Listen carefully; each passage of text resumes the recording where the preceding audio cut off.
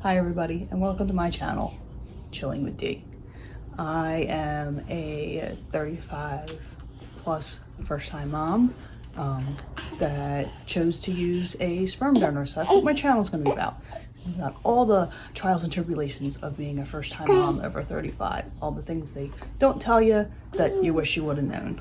So I have a 16-month-old. I will be 39 in a couple months, and I decided to have her when I was 35, and it took me 2 years to conceive her, going through all of my IVF treatments that I had to do.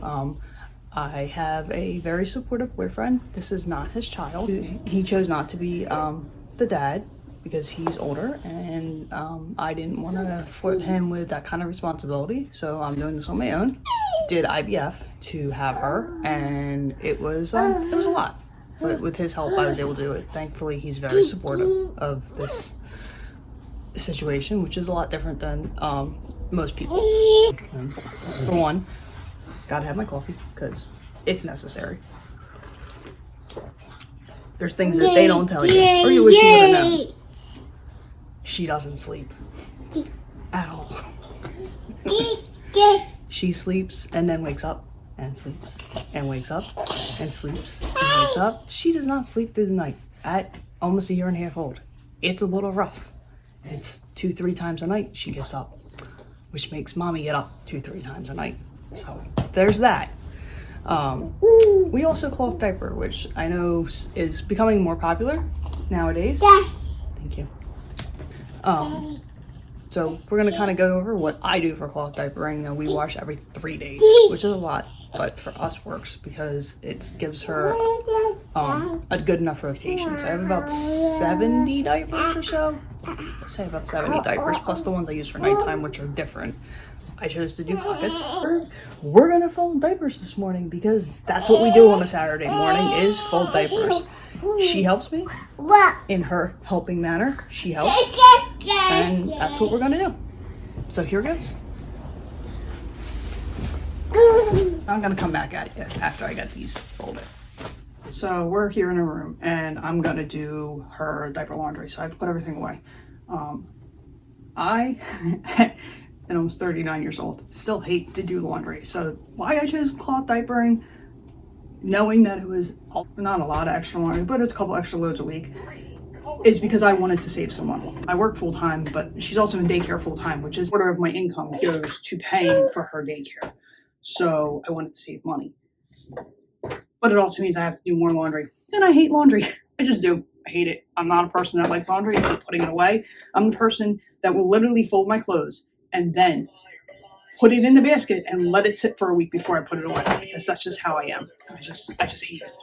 And if we look here, we're going to show this. This is 2 bags of diaper laundry plus the hamper of her clothes that I didn't put away from last week, because it just is what it is. So we're going to put them away this morning. Dump and sort here.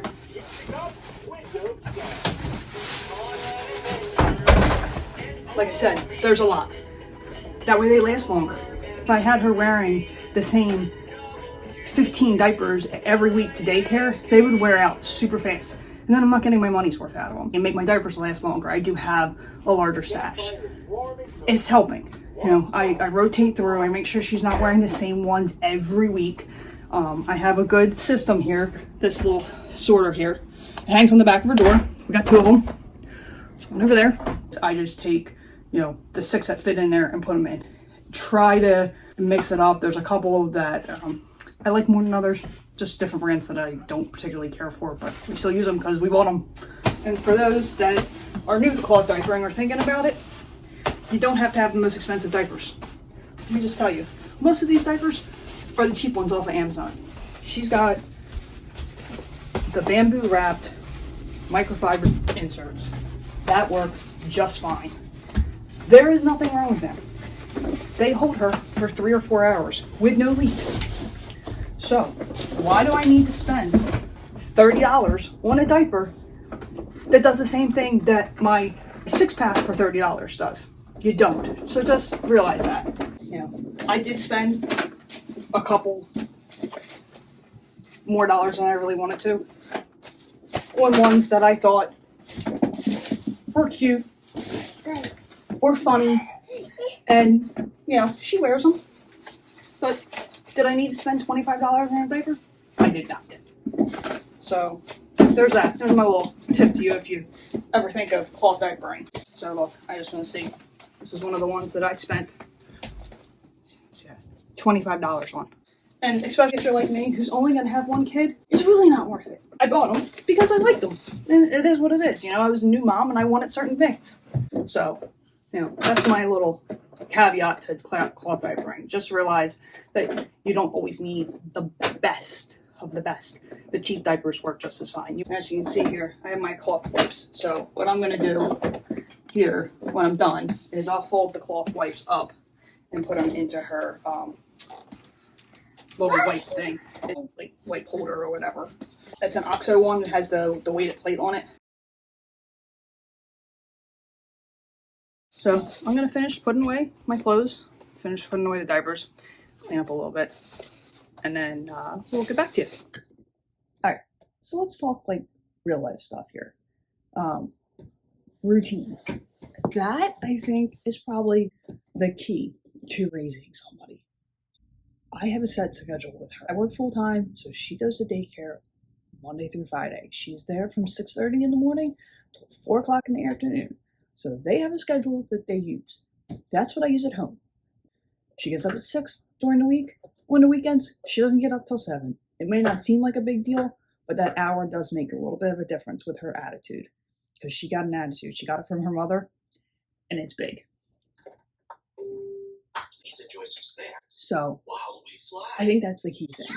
On the weekends, we get up at 7, we play, she gets her bottle, has her milk, she gets to eat breakfast at 8:30, 9 o'clock, we eat, she gets to play, she takes a nap, she eats lunch, and then she takes a nap. That's the key, that nap. They put her down at daycare between 12 and 12:30, that's when she gets laid down here.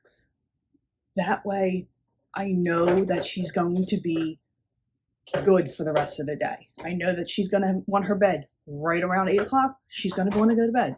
It's routine. It helps. It helps so much just keeping her in that. When she's not in that routine and we break it, we go out and she's got, a weird nap at like 5 o'clock in the afternoon because we had to go somewhere. She's horrible. She won't go to bed. It's just not, it's not good. So that's my biggest advice is make sure you have a routine. It's just so important to have that routine. Other things they don't tell you about. With her, we had such a problem transitioning her to milk. And everybody thinks, 1 year old, you put them on milk. Well, look, I didn't make breast milk. It just didn't happen for me. I tried for 10 weeks and barely pumped an ounce out of 2 boobs. So it just wasn't working.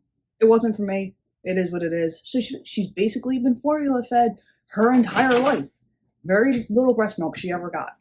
So I assumed that she would just be okay to go from formula to milk at a year old with no problem because formula has dairy in it. It wasn't that way for her. And I guess some kids have this issue. They can't tolerate the milk. And it made her so constipated and that bad, took her to the emergency room because she was screaming in pain every time she went literally screaming, crying in pain every time she went to the bathroom. I didn't know. So, hey, emergency room. That's me. I'm the mom that took my kid to the emergency room because she couldn't poop. Yep. So, just realize that. It does happen. She's still, at 16 months old, is on formula. She does milk and formula mix. We're just so slowly moving it up because every time we move it up, she gets constipated. So it's like a slow process. I'm talking like a half an ounce at a time is what we've been doing. So she's almost out of the formula completely. So that's a big deal. Like I wish I would have known that beforehand, and no one told me that. And I have a sister who has kids, and it was never an issue for her. Her kids didn't have this issue, so she didn't know to tell me that. So that's something to think about. I also decided to do half and half of baby-led weaning and purees, basically.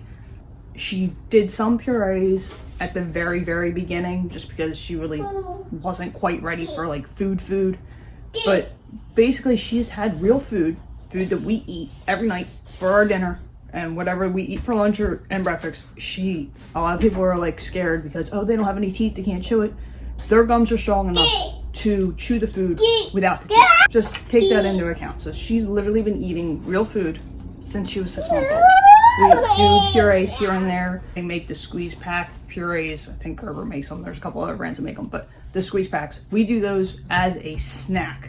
So to keep her tided over until we do dinner, I give her usually a squeeze pack of like an applesauce type one, just so that she's held over. It's a healthy snack. I'm not giving her junk food to keep her tied until it's time for dinner. Dinner time, she eats what we eat. She eats meatballs, she eats shrimp, you know, she eats pork. We had pork loin the other night. I cut it up in little pieces and she can eat it. That's what we do. That's what works for us. And for today's Adventures in Motherhood, she didn't eat any of that food that I just made. Most of it ended up on the floor, like almost the entire container of strawberries. I think she had like 3 of them, and maybe 2 handfuls of Cheerios she ate. It just is what it is. She didn't want that. She's not hungry. So we also have this issue. We literally just switched from this sippy cup to this sippy cup because that's what she wanted. This is one of those bite valves, 360 bite valves. Work great. She uses it all the time. Apparently today, it's not good enough. She wants this one. It just is what it is. She, you know, I let her make her own decisions.